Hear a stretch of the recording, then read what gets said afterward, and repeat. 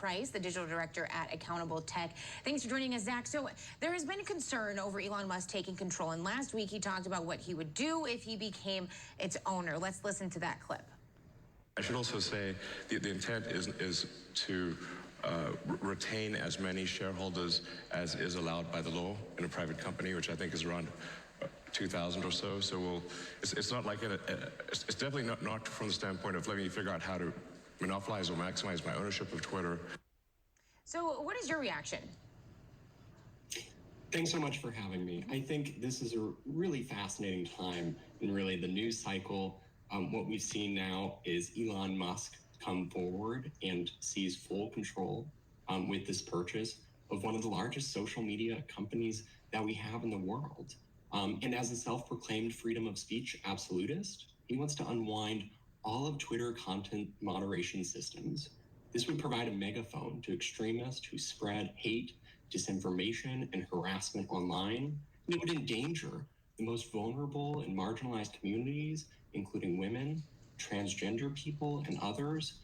He has bold ambitions, I won't deny that, but this would radically transform and further endanger our already fragile information ecosystem. That's been the big debate that has spawned from this, is whether the limitations of free speech, what it means for things like abuse and harassment online, if they'll prosper even more. We know free speech, as you've been saying, is a big issue for Musk. He perceives it to be under threat in the current climate on Twitter. So with Musk at the helm, how might the platform change? I think we're going to see really significant changes in very short order with Elon Musk now having full control of Twitter. And this is a serious problem. I think it's naive in some ways to expect that by just opening the floodgates to freedom of speech and letting anyone say whatever they want on the platform, that'll create some sort of great civil discourse and dialogue. Unfortunately, it's going to open the floodgates to so much more hate, extremism, harassment, and bullying online. Social media companies have content moderation systems in order to protect folks from that sort of language and harm. And it's not something that we need to see in this world. More hate, extremism, and bullying. That's not a step forward. In fact, it's a step backward. And this is a really, unfortunately, terrifying moment when we think about the future of what's at stake in our information ecosystem. I guess the pushback to that would be, from a critic's perspective, is that they're trying to silence speech, kicking Donald Trump off the platform, right. That you are silencing mainly right-wing perspectives. What's your take on that?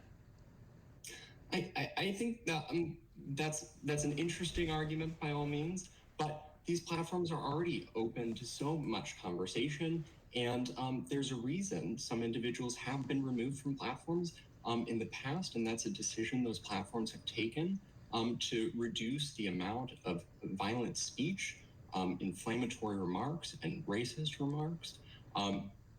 That's a decision those platforms have taken in the past.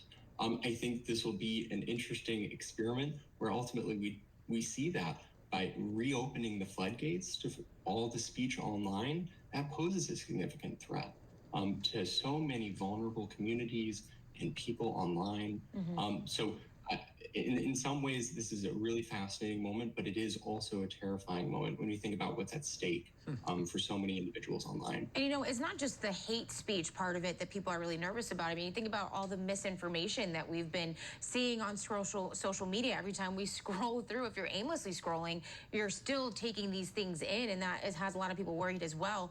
But speaking of that, we know that there are a lot of other smaller social media platforms out there that, they try to rival Twitter, but that's pretty difficult to do so. But if people see changes in Twitter that they do not like and an opportunity opens in the marketplace, what are the chances that another tech company will jump into the fray here? Well, I think you made a really good point there, that it's really hard to compete with some of these social media companies like Twitter or Facebook that already have immense monopoly power when it comes to the simple matter of fact that we don't have much choice when it comes to platforms like these, because they're already where the majority of users go to for their matters of communication and community online. These companies have a monopoly when it comes to the users that they have and the data that they have. So I think, what can people do today? the question's actually, the answer is actually to call on Congress to act. What we need is actually further historic bipartisan antitrust legislation that has the chance to reinvigorate competition in a space where right now we have only a handful of companies that have immense market share and immense monopoly power.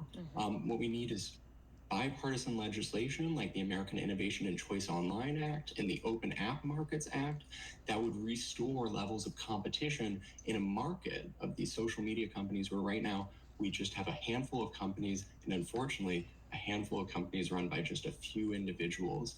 And that poses a really great threat to our information ecosystem. Do we want just a handful of billionaires making the decisions about how we communicate as people across the world? Or should we be calling on Congress to really act, and governments across the world to reconsider how it is these companies operate so that they're better held accountable and better positioned for democracy and civil conversations across the world? Zach Price, the digital director at Accountable Tech, thanks for joining us. Appreciate it. Thanks so much. Have a good rest of your day. You too.